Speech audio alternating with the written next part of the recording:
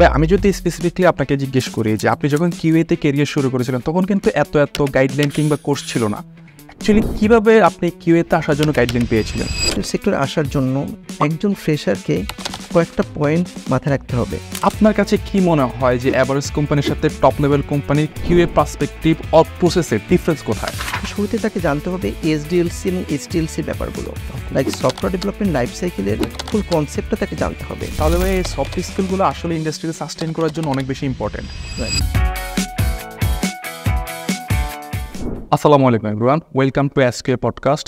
Specially আজকের এই পডকাস্টটা নিয়ে আমি অনেক বেশি এক্সাইটেড, কারণ আজকে আমাদের মাঝে উপস্থিত আছেন নাজমুল সজীব ভাইয়া। এক্সাইটেড এই কারণে ভাইয়া আমার ইউনিভার্সিটির সিনিয়র, তেমন আমার একজন খুব ভালো মেন্টর। ভাই কেমন আছেন? আলহামদুলিল্লাহ ভালো আছি, আপনারা কেমন আছেন? আলহামদুলিল্লাহ আমি খুব ভালো আছি ভাইয়া। Blue core software Q engineer থেকে শুরু করে আজকে আপনি রবি এজিটি লিমিটেডের ম্যানেজার, এই যে লম্বা জার্নিটা সেটা যদি আমার সাথে একটু শেয়ার করতেন। শিওর। ইউনিভার্সিটি থেকে বের হওয়ার পরে শুরুতে অ্যাকচুয়ালি ডিসাইড করতে পারছিলাম না কোন দিকে নিজের কেরিয়ারটাকে নিয়ে যাব। তো শুরু থেকে র্যান্ডমলি জব অ্যাপ্লাই করা, কখনো ওয়েব ডেভেলপার হিসেবে, কখনো অ্যান্ড্রয়েড ডেভেলপার হিসেবে, আবার কখনো কিউএর জন্য। ওকে। তো ইন মিন টাইম আমাদের একটা স্টার্টআপ কোম্পানি ছিল ফ্রেন্ড সার্কেলের, ব্লু কোর সফট। ওখানে কিউ হিসেবে কাজ করতাম, পার্ট টাইম হিসেবে কাজ করতাম। ইন মিন টাইম নিজের স্কিল ডেভেলপ করছিলাম, প্রিপারেশন নিচ্ছিলাম, বেসিসে কিছু কোর্সও করি অ্যান্ড্রয়েডের উপরে, এমবিসির উপরে। ওকে। তো ওখানে কিউএ কাজ করতাম, ওদের কিছু ফরেন ক্লায়েন্ট ছিল, ওদের কিছু ওয়েব বেস সলিউশনের উপরে কাজ করতাম আমরা। তো ওখানে কিছুদিন কাজ করলাম। ইন মিন টাইম 2015 শুরুর দিকে আমি একটা ইউএসএ বেসড কোম্পানিতে ফ্রন্ট এন্ড ডেভেলপার হিসেবে জয়েন করি। ওকে। ওদের mainly health related web base solution নিয়ে ওরা কাজ করতো। আমি ওখানে দেখা যেত যে ডেভেলপার হিসেবে মেনলি কাজ করতাম, জাভা দিয়ে কাজ করতাম, পিএইচপিরও কিছু কাজ করা হয়েছে। তো ওখানে 1 বছরের মতো ছিলাম আমি। দেন 2016-তে কিউএ হিসেবে ফুল টাইম আমি জয়েন করি একটা গ্রুপ অফ কোম্পানিতে। ওদের একটা সিস্টার কনসার্ন ছিল র্যাভেন সিস্টেম। রাইট। তো র্যাভেন সিস্টেমে কিউএ হিসেবে ফার্স্ট ওখানে আমি জয়েন করি। তো কিউএর যে একটা বিউটি আছে, আমি অ্যাকচুয়ালি ওই কোম্পানি থেকে আমার যদি বলি কিউএ জার্নিটা শুরু হয়, আমি ওটার টাস্কগুলো এমনভাবে এনজয় করছিলাম, আমার খুব কি বলে ভালো লাগা কাজ করছিল কিউএর প্রতি। ওখানে যারা মেন্টর ছিল আমাকে, তারা যেভাবে আমাকে সাপোর্ট দিচ্ছিল, তো ওইখান থেকেই শুরু হয় আমার ফুল কিউএ জার্নিটা। আমি ওখানে 2.5 বছরের মতো ছিলাম। ওইখানে আমি কিউএর যদি বলি এসটিএলসির প্রত্যেকটা স্টেপে আমি কাজ করার সুযোগ পাই। তো এই মাল্টি ডোমেনই ওখানে আমার কাজ করার সুযোগ হয়। দেন আমি প্রায় 2.5 বছর মতো ছিলাম ওখানে। পরে আমি আশা ইন্টারন্যাশনাল একটা মাল্টিনেশনাল কোম্পানিতে জয়েন করি কিউএ ডিপার্টমেন্টেই। ওরা মেনলি মাইক্রো ফিন্যান্স ডোমেনে কাজ করে। ফিনটেক ছিল রাইট। এটা ফার্স্ট টাইম ফিনটেক প্রজেক্টে কাজ করা, এবং এটা ছিল কি ফরেন প্রায় 14টা দেশের সাথে ওদের কাজ করার সুযোগ ছিল আমাদের। তো ওইখানে একটা ভালো কমিউনিকেশন স্কিল ডেভেলপ করার সুযোগ পাই। দেন 2019-এ আমি রবিতে আসি, ওখানে কিউএ ডিপার্টমেন্টে জয়েন করি। আমাদের ডেভঅপস টিম ছিল, ওই ডেভঅপস টিমেরই একটা ইউনিট ছিল কিউএ, সেখানে জয়েন করি। তো দেন আমরা রেড ডটে শিফট হই। ওইখানে 2 বছর পরে আমি প্রজেক্ট কিউএ লিড হিসেবে প্রমোটেড হই। তো ওখানে আমি অ্যাকচুয়ালি ইন্ডাস্ট্রির বেস্ট কিউএদের সাথে কাজ করার অপরচুনিটিটা পাই, মাল্টি ডোমেনে কাজ করার সুযোগ পাই আমি এখানে, যেটা কাস্টমার ফেসিংস আমাদের যে অ্যাপ্লিকেশন ছিল ওখানে আমি কাজ করার সুযোগ পাই। তো ওখান থেকে আমার প্রায় এই লম্বা 7 বছরের প্লাস কিউএ জার্নি। দেন আমি চিন্তা করলাম ওকে ফাইন, আমি একটু ডিফারেন্ট কিছু চিন্তা করি, লাইক প্রজেক্ট ম্যানেজমেন্ট রিলেটেড একটা অপরচুনিটি খোঁজা শুরু করি। দেন আমি রেড ডট লিফট করলাম অ্যান্ড রবিতে জয়েন করলাম as a manager enterprise and OTT platform. Okay. ফার্স্টে রবিতে জয়েন করছিলেন, দেন রেড ডটে গিয়েছিলেন, দেন আবার রবিতে চলে আসছেন as manager. Right. Okay, nice. So this is the journey. Okay ভাই, আমি যদি স্পেসিফিকলি আপনাকে জিজ্ঞেস করি যে আপনি যখন কিউএতে ক্যারিয়ার শুরু করেছিলেন তখন কিন্তু এত গাইডলাইন কিংবা কোর্স ছিল না। অ্যাকচুয়ালি কীভাবে আপনি কিউএতে আসার জন্য গাইডলাইন পেয়েছিলেন? তখন অ্যাকচুয়ালি আমাদের ইউনিভার্সিটির 3-1 বা 3-2-তে একটা কোর্স ছিল সফটওয়্যার ইঞ্জিনিয়ারিং। ওকে। তো ওই সফটওয়্যার ইঞ্জিনিয়ারিংয়ের একটা পার্ট ছিল সফটওয়্যার টেস্টিং। তো অ্যাট ফার্স্ট সফটওয়্যার টেস্টিংয়ের বেসিকটা ওই কোর্স থেকে আমাদেরকে জানা। ওকে। তো আমরা যখন ইন্ডাস্ট্রিতে আসি তখন কিউএর ওই রকম যে খুব কোর্স ছিল বা অনেকেই এই ইন্ডাস্ট্রিতে লিড করতেছে এরকম কারো কাছ থেকে অ্যাকচুয়ালি আমরা কোনো গাইডলাইন ওভাবে পাওয়ার সুযোগ পাইনি আর কি। ইন্ডাস্ট্রি মাত্র শুরু হচ্ছিল। কাইন্ড অফ শুরু হচ্ছিল। তো দেখা যেত কিছু সাইট আমরা ফলো করতাম লাইক স্টাডি পারপাসে, যেমন গিগস ফর গিগস ছিল, ওকে, তারপর টুলস কিউএ ছিল, টিউটোরিয়ালস পয়েন্ট ছিল, ইভেন তো গ্রু 99 ওটাও মাঝে মধ্যে ফলো করা হতো। এবং ইউটিউবে প্রচুর ঘাটাঘাটি করতাম যে অ্যাকচুয়ালি কীভাবে টেস্ট করতে হয়, কীভাবে টেস্ট ডিজাইন করতে হয়। যখনই কোনো প্রজেক্ট আমরা ডেমো পারপাসে নিতাম, ওইটাকেই আমরা বেস করে এই কাজগুলো করতাম, এই প্রসেসগুলো প্র্যাকটিস করতাম। কিন্তু যখন 2016-তে আমি কিউএ হিসেবে জয়েন করি র্যাবেনে, তখন অ্যাকচুয়ালি আমার যে মেন্টররা ছিল, এদের যে পরিমাণ সাপোর্ট ছিল, ওখান থেকেই হ্যান্ডস অন কাজ করার ফুল এক্সপিরিয়েন্সটা আমার শুরু হয়। কীভাবে টেস্ট ডিজাইন করতে হবে, কীভাবে টেস্ট প্ল্যান করতে হবে।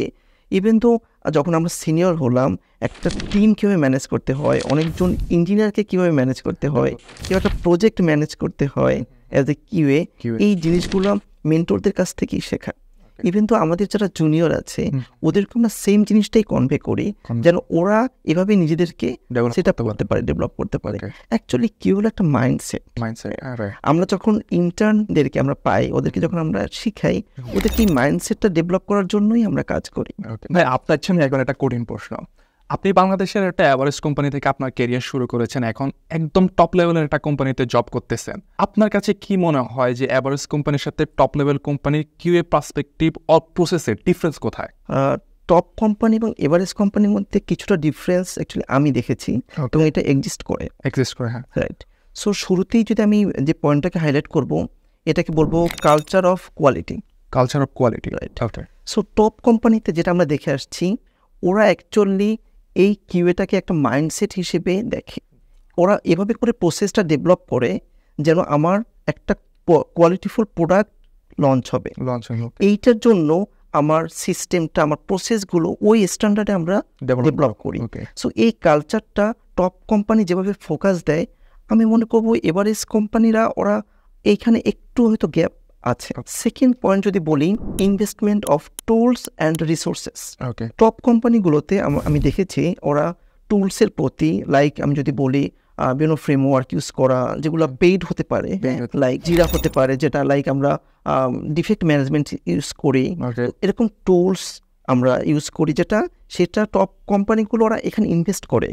এবং এটার জন্য আমার রিসোর্স যদি বলি, কোয়ালিটিফুল এর পিছনে ইনভেস্ট করা, এটা টপ কোম্পানি করে থাকে, কারণ ওর প্রোডাক্ট কোয়ালিটিফুল হতে হবে। এইখানে এভারেজ কোম্পানি হয়তো কিছুটা, তারা হয়তো কিছু ওপেন সোর্স ইউজ করে, হয়তো এভারেজ কিছুটা ঘাটতি আছে আমি বলবো। এখানে আমি আরও কিছু পয়েন্ট অ্যাড করবো, লাইক ফোকাস অন ম্যাচুরিটি। আমাদের টপ কোম্পানিগুলোতে দেখা যায় কি, আমাদের যে প্রসেসগুলো থাকে, এটা ইন্ডাস্ট্রি বেস স্ট্যান্ডার্ড প্রসেস। ওটা মেনটেন করা হয়। এক্স্যাক্টলি, ওটা মেনটেন করে হয়। আমাদের এইটাকে আমরা লাইক রেগুলার রিভিউ করি, এবং দেখা যায় কি আমাদের প্রসেসটাকে বর্তমানের সাথে ম্যাচ করে আমার এইটাকে আমি অলওয়েজ আপ টু ডেট রাখি, মার্কেট স্ট্যান্ডার্ড রাখার চেষ্টা করা হয়। ওই প্রসেসটাই কিন্তু আমি আমার কারেন্ট প্রজেক্টগুলোতে অ্যাপ্লাই করি, ইমপ্লিমেন্ট করা হয়। এক্স্যাক্টলি। কিন্তু আমি এভারেজ কোম্পানিতে যেটা দেখে আসছি, ওদের এখানে একটু হয়তো ঘাটতি থাকতে পারে, লাইক ওদের যে প্রসেসটা হয়তো দেখা যায় এটাই চলতেছে বছরের পর বছর। হ্যাঁ, এটা হয়তো মার্কেট স্ট্যান্ডার্ড থেকে কিছুটা পিছিয়ে থাকে না, আপডেটেড হচ্ছে না, কারণ ওদের রিসোর্সের ইস্যু থাকতে পারে, ফাইন্যান্সিয়াল থাকতে পারে। এক্স্যাক্টলি। সো পরবর্তী যে পয়েন্টটা বলবো, আমাদের টপ কোম্পানিতে প্রায়োরিটি দেওয়া হয় যে ফোকাস অন প্রিভেনশন বলতে আমি যেটা মিন করি, লাইক আমার একটা প্রোডাক্ট যখন আমি কাজ শুরু করি, শুরুতেই আমি আমার কিউ টিমকে ইনভলভ করি এখানে, ইনিশিয়াল স্টেজে, একদম রিকোয়ারমেন্ট ফেজ থেকে। এতে হয় কি, আমার ওইখান থেকে ওরা ফিডব্যাকগুলো কালেক্ট করতে পারে, এবং ওটার উপর বেস করে সে টেস্ট কেস ডিজাইন করতে পারে। দ্যাটস ওয়াই পরবর্তীতে আমার ইস্যু কম আসে, এবং এটা আমার টাইম সেভিং হয়, আমার বারবার ব্যাক এন্ড ফোর্থ করতে হচ্ছে না। সো এভারেজ কোম্পানিতে আমি যেটা দেখে আসছি, ওরা রিকোয়ারমেন্ট স্টেজ বা এইগুলো স্টেজে সাধারণত রাখে না। হ্যাঁ, এবং দেখা যায় ওরা জাস্ট কোডটা ডেভেলপ করা হলো, ওরা কিউএ করা শুরু করে, এটা সার্টেন স্টেজ পর। এক্স্যাক্টলি। সো এইখানে একটা গ্যাপ আমি এভারেজ কোম্পানিকে আমি বলতে পারি। আমি আর একটা পয়েন্ট মেনশন করতেই চাই, লাইক কাস্টমার সেন্ট্রিক অ্যাপ্রোচ। এটা হয় কি, টপ কোম্পানিগুলো দেখা যায় কি, ওরা প্রোডাক্টটাকে লঞ্চ করার আগে ওরা এটা একটা সার্ভে করে, ওরা একদম ফিল্ড থেকে ওরা ফিডব্যাক কালেক্ট করে। হ্যাঁ, ওরা কাস্টমাররা কি চায় এইটাকে ওরা ক্যাপচার করে। প্রায়োরিটি এটা হয় কি, আমরা যখন এটা নিয়ে রিকোয়ারমেন্ট নিয়ে কাজ করি, ওরা দেখা যায় কি ওইটাকে মাথায় রেখে এই ইউআইটা ডিজাইন করে, ইউজার ফ্রেন্ডলি রাখার ট্রাই করে। আমার ফুল টিম এখানে এই প্রসেসগুলোকে নিয়ে কাজ করে যে হ্যাঁ এটা করতে হবে। তাহলে দেখা যায় কি আমার যখন মার্কেটে যায়, একটা টপ নচ প্রোডাক্ট মার্কেটে যায়, এইখানে এভারেজ কোম্পানির কিছুটা গ্যাপ আমি বলবো। This is the basic difference আমার কাছে মনে হয়। Kind of. ভাই আপনি হয়তো বা জানেন যে জব মার্কেটে অনেকেই বলে থাকে যে এসকিউতে কেরিয়ার গ্রোথটা কিছুটা কম। আপনি আসলে বিষয়টা কিভাবে দেখেন? আসলে দেখেন, এই 2024-এ এসে আমি অ্যাকচুয়ালি এটা বিলিভ করি না। ওকে, শুরুর দিকে হ্যাঁ এটা অনেকেই এত এই ধারণাটা করতো, বাট ডে বাই ডে এইটা আমাদের চেঞ্জ হয়েছে। বর্তমানে কিউ মার্কেটটার খুব ডিমান্ড আছে মার্কেটে। হ্যাঁ, তো আমি এমন অনেক ইন্টার্ন দেখেছি যারা অন্য ডিপার্টমেন্টে ইন্টার্নশিপ শুরু করেও পরবর্তীতে আমাদের কাছে এসেছে ভাই আমরা কিউএতেই ক্যারিয়ার করতে চাই, এবং they are doing very fantastic job. So দেখেন, আপনি যখন কিউ হিসেবে কোথাও জয়েন করবেন, আপনি কিন্তু ওই কোম্পানি এবং কোম্পানির ডেসক্রিপশন, জব ডেসক্রিপশন দেখে আপনি জয়েন করবেন। অ্যাজ এ কিউএ আপনি নিজেকে অনেক দূরে যেতে পারেন, অনেক দূর আপনি দেখতে পারেন। লাইক আপনি একজন জুনিয়র কিউ হিসেবে কোথাও জয়েন করলেন, একদিন আপনি ওখান থেকে সিনিয়র কিউএ হবেন, একদিন আপনি কিউএ আর্কিটেক্ট হতে পারবেন, কিউএ লিড হতে পারবেন, আপনি কিউএ ম্যানেজার হতে পারবেন, অনেকজন কিউএ ইঞ্জিনিয়ারকে আপনি ম্যানেজ করবেন। হ্যাঁ, একসময় আপনি অনেকগুলো প্রজেক্ট ডিল করবেন, প্রজেক্ট ম্যানেজার হতে পারবেন। এক্স্যাক্টলি, আপনি প্রজেক্ট ম্যানেজমেন্টে যেতে পারবেন, আপনি বিজনেস অ্যানালিস্ট হতে পারবেন। এভাবে করে আপনি অ্যাকচুয়ালি একটা টেক কোম্পানির টপ ম্যানেজমেন্ট পজিশনে যেতে পারবেন। পসিবল। সো আমি এটা কখনই মনে করি না যে কিউএর গ্রোথটা কম। তবে আমি কয়েকটা পয়েন্ট এখানে বলবো, আপনাকে প্রতিনিয়ত টেকনোলজির সাথে আপডেট থাকতে হবে। আমাদের প্রতিনিয়ত কিন্তু টেকনোলজি চেঞ্জ হচ্ছে, সো এগুলোকে অ্যাডাপ্ট করতে হবে। আমাকে অনেকেই বলে যে ভাইয়া চ্যাট জিপিটি আসছে, আমরা অনেক কাজ ফাস্টার করতে পারছি, কয়েকজনের কাজ দেখা যায় একজনই খুব কম সময় করতে পারছে, তাহলে কি কিউএর এটা কমে যাবে? নো, এটা আমি কখনোই মিন করি না। তাহলে কি হবে, আমার এই চ্যাট জিপিটি ইউজ করেই আমি আমাকে আরো প্রো করতে পারবো। এক্স্যাক্টলি, এইচডিএফসির প্রতিটা স্টেপে নিজেকে আরো বেশি ইনভলভ করার সুযোগ কিন্তু এই এআই টুলস। সো আমাদের টেকনোলজিতে আপডেট হতে হবে। আমি যাই শিখবো ভালো করে শিখবো, এবং ওই যে দূরদর্শী চিন্তাটা থাকতে হবে যে আমি একদিন টপ পর্যন্ত যাবো, টপ ম্যানেজমেন্ট পর্যন্ত যাবো। সো কিউএ ক্যারিয়ারটা ফ্যান্টাস্টিক একটা ক্যারিয়ার এই সময়ের জন্য আমি বলবো। ইন ফিউচারে তো এটা আরো গ্রো করবে। সো কারণ কি দেখেন, একটা কোম্পানি তখনই সাস্টেইন করে যখন একটা কোয়ালিটিফুল প্রোডাক্ট সে লঞ্চ করতে পারে। একটা কোয়ালিটি প্রোডাক্ট লঞ্চ করতে হলে তাকে কিউএ লাগবে। সো ডেফিনেটলি কিউএ ডিমান্ড আরো বাড়বে সামনে। ভাই আপনি তো অলমোস্ট 8 বছরের বেশি সময় ধরে এই ইন্ডাস্ট্রিতে আছেন। আমাদের এই ইন্ডাস্ট্রি এখন বুম করতেছে, আপনি খুব কাছে থেকে ইন্ডাস্ট্রির গ্রোথটা দেখেছেন। এই বুমিং ইন্ডাস্ট্রির জন্য যে পরিমাণ কোয়ালিটিফুল কিউ ইঞ্জিনিয়ার প্রয়োজন, আপনারা কি সে পরিমাণ কিউ ইঞ্জিনিয়ার পাচ্ছেন? Good question. অ্যাকচুয়ালি আমাদের যদি বলি, এই ইন্ডাস্ট্রিতে এখনও কিউএ রিসোর্সের অনেক শর্টেজ আছে। আমরা যদি একটা কমন রেশিও করি যে 3 জন ডেভেলপার যদি একটা ইয়েতে থাকে, তার অন্তত একজন কিউএ দরকার, 3:1 কাইন্ড অফ এরকম আমি যদি বলি এভারেজ।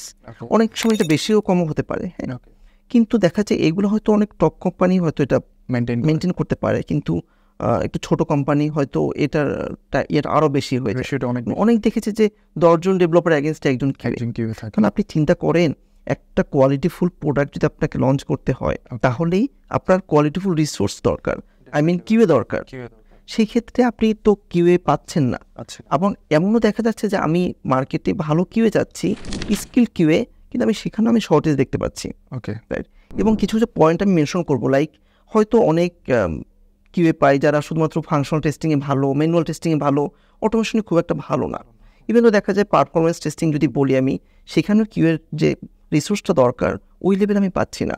ইভেন তো আপনি যদি চিন্তা করেন সিকিউরিটি টেস্টিং, এটা খুব ইম্পর্টেন্ট, এবং এইটা অনেক কিউএ ডিপার্টমেন্টের সাথে এই সিকিউরিটি ডিপার্টমেন্টে অ্যাটাচ থাকে বড় বড় কোম্পানিতে।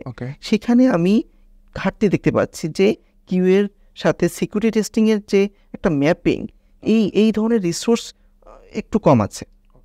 সো আমি অনেককেই সাজেস্ট করবো যে তোমরা আরও বেশি ট্রেন হও, হ্যান্ডসন কাজে করো, হ্যাঁ, যাতে এই নিজেকে স্কিল না করলে কিন্তু ইন্ডাস্ট্রিতে সাস্টেন করা ডিফিকাল্ট হয়ে যাবে। সো আমি মনে করি এখনও কিউএর সেই পরিমাণ রিসোর্স আমার ইন্ডাস্ট্রিতে কম আছে। ভাই আপনি যে হিউম্যান রিসোর্সের ল্যাকিংসগুলোর কথা বলছেন, আমরা বাগ রেজিস্ট্যান্স আসলে এই ইস্যুগুলো নিয়ে কাজ করতেছি। ইনশাল্লাহ আমরা কোয়ালিটিফুল এসকিউ ইঞ্জিনিয়ার মার্কেটে প্রোভাইড করতে পারবো। Excellent, for the best. ভাই আপনি যেহেতু এখন একটা মাল্টিন্যাশনাল কোম্পানিতে জব করতেছেন, এইসব কোম্পানিতে জব পাওয়ার জন্য কি শুধু স্কিলই থাকতে হবে নাকি এর পাশাপাশি আরও কিছু সফট স্কিল এইসব কোম্পানি দেখে? মাল্টিন্যাশনাল অথবা ভালো যে কোম্পানিগুলো আছে শুধুমাত্র যে টেকনিক্যাল স্কিলটা দেখে তা না, ওকে, এর সাথে অবশ্যই সফট স্কিল তাকে থাকতে হবে।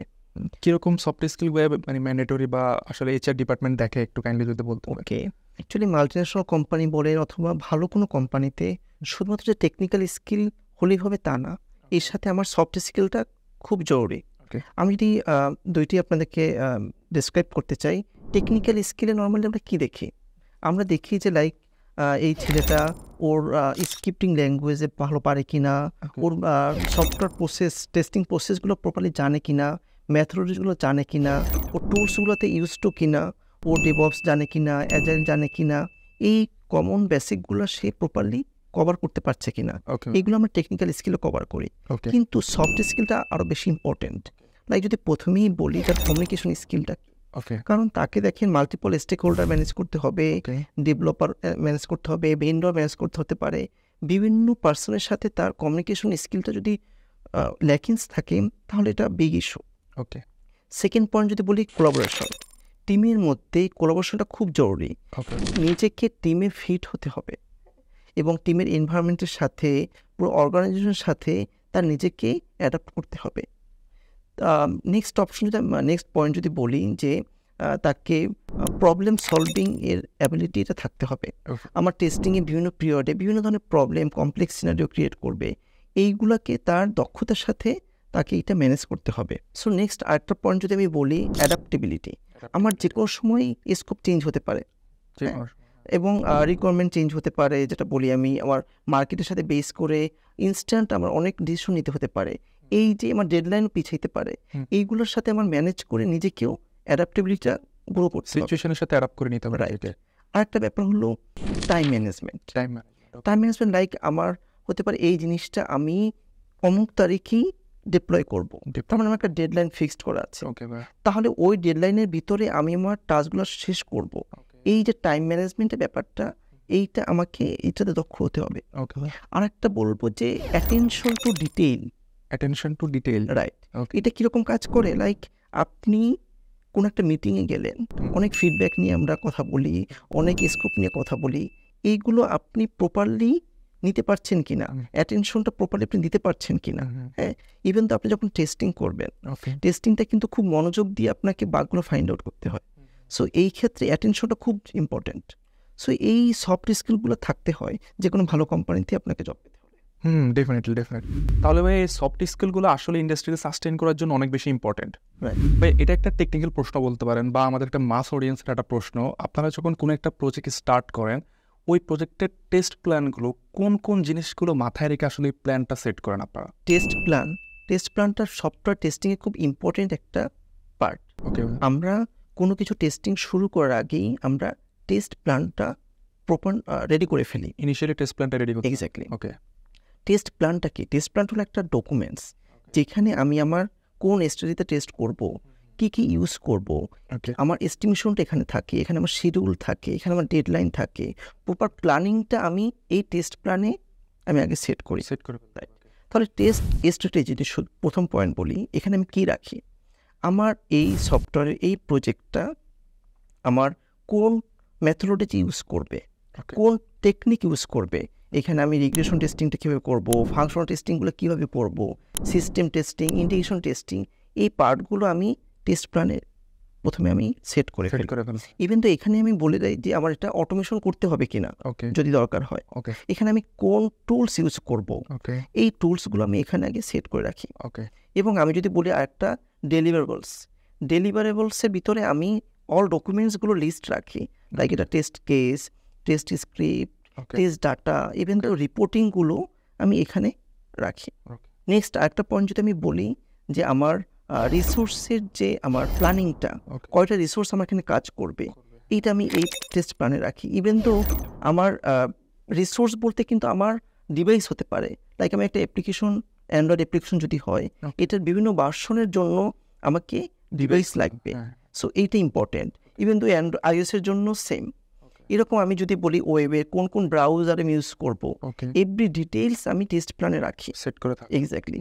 এই টেস্ট প্ল্যানে আমি রিস্ক অ্যানালাইসিস বলে একটা টার্ম ইউজ করি, ওকে, যে আমার এই প্রজেক্টে কী কী রিস্ক থাকতে পারে, এইটার জন্য আমাকে কি কি প্ল্যান করতে হবে, ওকে, এভরিথিং ডিটেইলস আমরা টেস্ট প্ল্যানে রাখি। অপশনটা এখানে Right. লেখা থাকে। ইভেন তো আমার যে ডেডলাইন ওয়াইজ আমার কতটুকু কাজ কখন করব, ওকে, ওই ডেডলাইনটাকে মিট করতে টাইম ফ্রেমটা দেয়া এক্স্যাক্টলি টাইম ফ্রেমটা আমি এই টেস্ট প্ল্যানেও সেট করে থাকে। রাখি। ওকে, সো এভাবে করে প্রতিটা প্রজেক্ট আমরা ডেডলাইনকে মিট করার জন্য শুরুতেই টেস্ট প্ল্যানটা করে রাখি। এবং অনেক সময় দেখা যায় কি এটা ম্যানেজমেন্টের একটা অ্যাপ্রুভালও নিতে হয় কখনো কখনো, যে এটাই আমরা লক করে ফেলতেছি। ওকে। সো এভরিথিং আমরা টেস্ট শুরু করার আগেই টেস্ট প্ল্যান করে ফেলি। তাহলে ভাই আমরা বলতে পারি যে আসলে টেস্ট প্ল্যানটা হচ্ছে যে একটা টেস্টিং প্রসেসের ইনিশিয়াল পোর্শন। রাইট। ভাইয়া সে সাথে আমি আরও একটা জিনিস অ্যাড করতে চাই, সেটা হচ্ছে যে টেস্টিংয়ের রিস্ক অ্যানালাইসিসের ব্যাপারটা যদি একটু টেকনিক্যালি ব্যাখ্যা করতেন। কারণ মোটামুটি সিনিয়র লেভেলে যেসব ইন্টারভিউগুলো হয়ে থাকে সেখানে আসলে এই রিস্ক অ্যানালাইসিস থেকেই ম্যাক্সিমাম টাইম কোশ্চেন করা হয়। Okay fine. রিস্ক অ্যানালাইসিসটা বুঝতে হলে আমাকে কয়েকটা পয়েন্ট আগে একটু বুঝতে হবে। হ্যাঁ শিওর। রাইট। প্রথমে হোয়াট ইজ রিস্ক? রিস্কটা হলো অ্যাকচুয়ালি আমার প্রবাবিলিটি অফ অকারেন্স কোনগুলোর, like undesirable any events. Okay, risk analysis এই প্রসেসটা আমরা অ্যাপ্লাই করি এই কারণে যে আমার প্রোডাক্টটার বাজেট ফেলুর হবে কি না, ডেডলাইন মিস হবে কি না, ওকে। বা কোনো এইটা রিস্ক আছে কি না, এটা আমরা ইনিশিয়ালি এই আইডেন্টিফাই করে ফেলি। টেস্ট প্ল্যানেই তো থাকে ভাই এটা। Exactly test Okay. প্ল্যানেও আমার এটা থাকে। ওকে, সো এইটা যাতে পরবর্তীতে আমার এইটা মিটিগেট করে আমি প্রোডাক্টটাকে লঞ্চ করতে পারি, ইভেন তো প্রোডাক্টটা লঞ্চ হওয়ার পরও কী কী রিস্ক আমার আছে ওইটা মনিটর করতে পারি, এভরিথিং আমি এই রিস্ক অ্যানালাইসিসের ভিতরে রাখি। তো এখানে কয়েকটা পয়েন্ট আমাকে বুঝতে হবে কী কী অ্যাপ্রোচ আমরা এখানে অ্যাপ্লাই করি। ইনিশিয়ালি আমার রিস্কটাকে আইডেন্টিফাই করি, ওকে, দেন এই রিস্কটাকে আমি অ্যাসেস করি, ওকে, দেন এই রিস্কটাকে আমি অ্যানালাইসিস করি, লাইক এটাকে কীভাবে মিটিগেট করা যায়, ওকে, দেন এই রিস্কটাকে আমি মনিটর করি, এবং আমরা এইভাবে রিস্ক বেস টেস্টিংটা অ্যাপ্লাই করি প্রতিটা প্রোডাক্টের জন্য। এখন শুরুতে যদি বলি আমি রিস্কটা কীভাবে আইডেন্টিফাই করতে পারবো, রিস্কটা আইডেন্টিফাই করার জন্য আমাকে যেটা করতে হয়, লাইক আমার স্টেক হোল্ডার, ডেভেলপার, প্রজেক্ট ম্যানেজমেন্টে যারা থাকে এদের সবার সাথে ব্রেইনস্টর্মিং করতে হয়, ওকে, প্রিভিয়াস ডাটা নিয়ে কাজ করতে হয়, মার্কেটে এইটার প্রিভিয়াস যে হিস্ট্রিগুলো ছিল সেইটা নিয়ে কাজ করতে, যে কী কী রিস্ক আমার প্রিভিয়াসলি হয়েছিল একটা আর&ডি করতে হবে। অ্যাকচুয়ালি আর্নি করতে হয়, এবং সবার কনসার্ন নিতে হয় যে আমি এই প্রোডাক্টটা লঞ্চ করলে কী কী ডিপেন্ডেন্সি থাকে, কোনো প্রসেসের ইস্যু হবে কিনা, কোনো রেগুলেটরি ইস্যু হবে কিনা, Okay. এভরিথিং আমার রিস্ক। ইভেন তো রিসোর্সের ল্যাকিংস একটা রিস্ক। ওকে, ওকে। সো এইটার কারণে আমার যদি বাজেট ইস্যু হয়ে থাকে, এইটা যদি আমার প্রোডাক্টটা ফেল হয়, আমার যদি ডেডলাইন মিস হয়, Okay. এভরিথিং আমি এই রিস্ক অ্যানালাইসিসের প্রসেসের ভিতরে কভার করি। ওকে, তো আমি যখন টেস্টিং শুরু করি আমার কয়েকটা মেথড এখানে অ্যাপ্লাই করতে হয় রিস্কের জন্য। আমি একটা মেথডের কথা বলবো যে SWOT। SWOT, right. Okay. SWOTর ভিতরে আমার দুইটা পার্ট, ইন্টারনাল ফ্যাক্টর হলো এস এবং W, I mean strength and weakness. Weakness, এবং আমার যদি বাইরে এক্সটার্নাল আমি অপরচুনিটি এক্সটার্নাল ফ্যাক্টর যদি বলি সেটা হলো opportunity and threats. Threats, okay, so এই কনসেপ্টগুলো মাথায় রেখে আমি রিস্কটা অ্যানালাইসিস করি। ওকে, এবং এখানে আরেকটা ব্যাপার খেয়াল করবেন, লাইক দুটো অ্যাক্সিস ইউজ করা হয় ম্যাট্রিক্স করতে গিয়ে। ওকে, একটা অ্যাক্সিস আমি রাখি যে এটার সিভিয়ারিটি প্রায়োরিটি কীরকম, আর একটা অ্যাক্সিস রাখি আমি এটার মাইনর নাকি মেজর নাকি ক্রিটিক্যাল।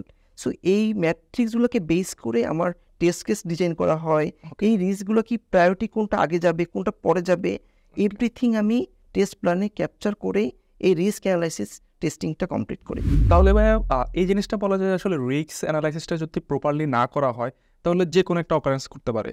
রাইট।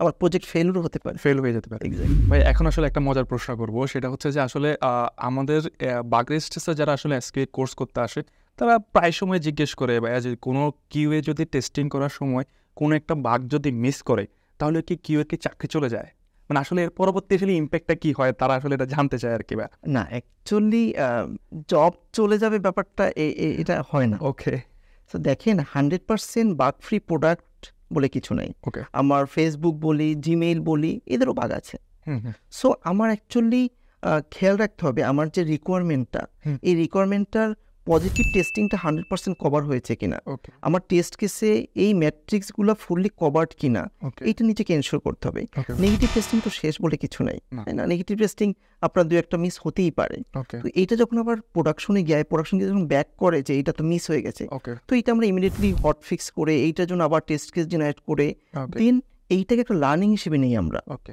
যে এই ধরনের ইস্যু আর যেন পরবর্তীতে আর না অ্যারাইজ হয়। না হয়। ওকে সো প্রতিটা স্টেপে আমার মিস হতেই পারে, এইটাকে আমি লার্নিং হিসেবে নিব, Okay. যেন ইন ফিউচার প্রজেক্টগুলোতে এই লার্নিংটা আমি অ্যাপ্লাই করতে পারি, এই মিস্টেকটা যেন এই মিস্টেকটা যেন না হয়। ওকে সো ওরিড হওয়ার কিছু নাই অ্যাকচুয়ালি, কারণ অ্যাকচুয়ালি মানুষ মিস্টেক করতেই পারে।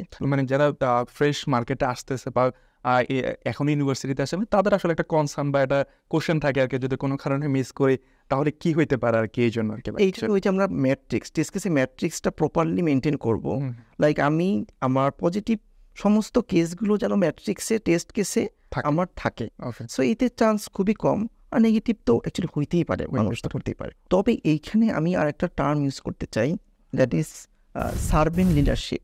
Serving leadership, servant leadership, servant leadership. Okay এইটা আমরা অ্যাজাইল মেথোডলজিতে প্রায় এই ওয়ার্ডটা আমরা দেখে থাকি। সার্ভেন্ট লিডারশিপটা অ্যাকচুয়ালি আমার যে টিম লিড থাকে বা যারা লিডিং পর্যায়ে থাকে, এদের অ্যাপ্রোচটা এরকম হবে যে তার টিমের প্রতি তার ওই ট্রাস্টটা থাকতে হবে থাকতে হবে। এবং টিমের মেম্বারদেরকে ওই ওনারশিপটা নিয়ে কাজ করার সুযোগ দিতে হবে, কারণ ওরা একসময় বড় হবে। সো ওরা যেন নিজেরা নিজেদের ডিসিশনটা প্রপারলি নিতে পারে। সো এই সার্ভেন্ট লিডাররা অ্যাকচুয়ালি ওই স্টেজে একজন এমপ্লয়িকে নিতে পারে যে তারা তাদের ডিসিশনটা সিকিউরলি নিতে পারছে। ওকে সো অনেক সময় আমরা মিস্টেক করতেই পারি, তো ওইটাকে আবার ওই লিডই ঠিক করে দেবে। সো এটাই সার্ভেন্ট লিডারশিপ। ওকে সো এই সার্ভেন্ট লিডারশিপ অ্যাপ্রোচটাই যদি আমার টিমে থাকে, তাহলে এই টিমের প্রত্যেকটা মেম্বার ফ্রিডমলি কাজ করতে পারে ওকে এবং দেখেন মিস্টেক হতেই পারে। সো ওইটা আমরা এই অ্যাপ্রোচে গেলে আমরা দেখা যায় কি আমরা নিজেরা নিজেদের মতো করে ফ্রিডমলি কাজ করলে সো অনেকটাই এফিসিয়েন্সিটা অনেক বেশি থাকবে, বেড়ে যাবে। বেড়ে যাবে। ভাই একবারে লাস্টলি আপনার কাছে একটা জিনিস জানতে চাইবো, আপনার এতদিনের মার্কেট এক্সপিরিয়েন্স থেকে একজন ফ্রেশারের জন্য আপনি কি সাজেশন দিয়ে যাবেন যে এই এসকিউ সেক্টরে আসার জন্য? ওকে, দেখুন এসকিউ সেক্টরে আসার জন্য একজন ফ্রেশারকে কয়েকটা পয়েন্ট মাথায় রাখতে হবে। ওকে ভাইয়া যেহেতু সে কোথাও জবের জন্য ভাইবে দিবে, সো তারা কিন্তু তাকে নিজেকে প্রিপেয়ার হতে হবে। ওকে ভাইয়া তো শুরুতে তাকে জানতে হবে এসডিএলসি এবং এসটিএলসির ব্যাপারগুলো, okay like software development life সাইকেলের ফুল কনসেপ্টটা তাকে জানতে হবে, ওকে লাইক রিকোয়ারমেন্ট অ্যানালিসিস করা, ডিজাইন করা, ডেভেলপমেন্ট, ডিপ্লয়মেন্ট, টেস্টিং, এই ব্যাপারগুলোর বেসিকটা তাকে জানতে হবে। ওকে এবং সফটওয়্যার টেস্টিংয়ের যে বেসিকটা, যে বা বিভিন্ন প্রসেস আমরা ইউজ করি সেইগুলোর বেসিকটা জানতে হবে, like black box testing, white box testing, acceptance testing, regression testing, integration testing, এই টার্মগুলোকে তাকে বুঝতে হবে ওকে এবং এটা কীভাবে রিয়েল লাইফে কাজ হয় এই জিনিসটাও তাকে মোটামুটি আইডিয়া নিতে হবে। ওকে ভাইয়া এর সাথে যদি আমি বলি টুলসের ইউজেসটা, যে টুলসটা কীভাবে আমি ইউজ করি, কীভাবে টুলস ব্যবহার করি আমরা প্রজেক্টে, ওকে সেটাতে বেসিক জানতে হবে, লাইক ওকে সেলেনিয়াম, সাইপ্রেস, টেস্টিংজি, এই টুলসগুলো একটু বেসিক আইডিয়া তাকে নিতে হবে। ওকে এর সাথে যদি বলি তার প্রবলেম সলভিংয়ের অ্যাবিলিটি, এইটা কারণ আমার টেস্টিংয়ে বিভিন্ন ফেজে আমাকে এই প্রবলেম সলভিং আমাকে নিজেকে ফেস করতে হবে, এটার ওয়ে আমাকে জানতে হবে। ওকে ভাইয়া সো আর একটা যদি বলি যে কন্টিনিউয়াস লার্নিং, ওকে তাকে নতুন নতুন টেকনোলজি যেটা আসছে সেটাকে অ্যাডাপ্ট করার জন্য কন্টিনিউয়াস লার্নিংটা তাকে জানতে হবে। ওকে এর সাথে কমিউনিকেশন স্কিলটা আস্তে আস্তে ডেভেলপ করতে হবে, সফট স্কিলগুলো সফট স্কিলের ভিতরে যেটা পড়ে, রাইট। এরপর আমি যদি বলি যে হ্যান্ডস অন এক্সপিরিয়েন্স যদি সুযোগ পায়, অনেক ট্রেনিং সেন্টারে কিন্তু বিভিন্ন প্রজেক্টের ডেমো দেয় এবং প্রজেক্ট ওয়াইজ তাকে হ্যান্ডস অন কাজ করার সুযোগ দেয়। এইগুলো যদি সে নিতে পারে বেটার। এবং আরেকটা ব্যাপার হলো যে টেস্টিংটা কিন্তু একটা মাইন্ডসেট। ওকে সো এই মাইন্ডসেটটা নিজেকে ডেভেলপ করা, নিজের ভিতরে এই জিনিসটা নিয়ে আসা। আর একটা ব্যাপার হলো যে প্রফেশনাল নেটওয়ার্ক একটা খুব এটা ক্রিয়েট করতে হবে আমাকে, লার্নিংয়ে তার অ্যাকাউন্ট থাকা উচিত। ওকে সো সিনিয়র অ্যালামনিদের সাথে তার কানেকশন থাকতে হবে। এই কমিউনিকেশনগুলো খুব ইম্পর্টেন্ট একজন ফ্রেশ হওয়ার জন্য। বেসিক প্রোগ্রামিং নলেজটা তবে আসলে অটোমেশন টেস্টিং এর জন্য দরকার, যে ইন্ডাস্ট্রিতে আসার জন্য অ্যাকচুয়ালি। এক্স্যাক্টলি, আমার অটোমেশনের জন্য লাইক আমি যদি জাভা পাইথনে মোটামুটি একটা আইডিয়া থাকে আমার, সো আমি অটোমেশন স্ক্রিপ্টও এখানে খুব ভালো একটা কাজে দেবে। থ্যাংক ইউ সো মাচ ভাইয়া, আসলে আপনার এত ব্যস্ত সময়ের মধ্যে আমাদেরকে সময় দেওয়ার জন্য।